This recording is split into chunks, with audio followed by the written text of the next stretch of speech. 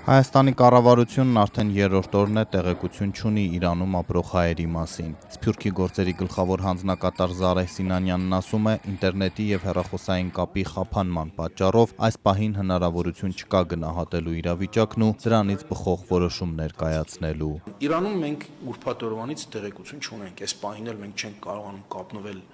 մեր հայրենակիցների հետ, որը մեզ շատ է անհանգստացնում եւ շարունակելու ենք մեր ջանքերը կապ հաստատելու, չունենք բավական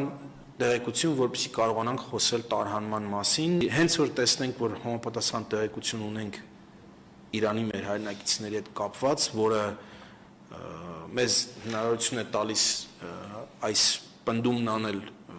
կառավարությունում, իհարկե դա կանենք։ Երևանը դիտարկում է Մեղրիի անցակետով Հայաստան եկող իրանցիների միջոցով տեղեկության հավաքագրումը, մինչև կվերականգնվի ինտերնետը։ Նման դեպք, երբ որ եղավ 12 օրվա պատերազմի ընթացքում, եթե հիշում եք Իսրայելի եւ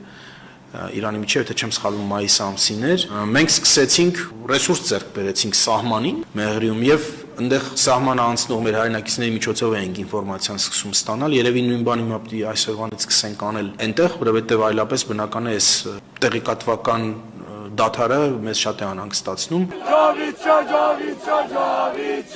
Մինչ այդ Հայաստանում հաստատված իրանցիները բողոքի ակցիաներ են անում Երևանում իրենց երկրի դեսպանատան դիմաց պահանջելով դադարեցնել արյունահեղությունը։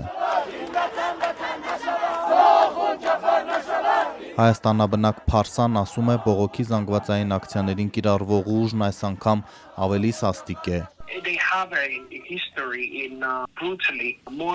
Նրանք խաղաղ ցուցարարներին, բնակիչներին սպանելու դաժան բռնությունների մեծ փորձ ունեն։ Այս անգամ որոշ չափով նույնիսկ ավելի ծայրահեղ է, ավելի բիրտ։ Մենք ունենք ապացույցներ եւ տեղեկություններ, որ բուժ հաստատություններում վիրաբույժները չեն բավարարում։ Հիվանդանոցներ տեղափոխվող վիրավորների թիվը շատ մեծ է։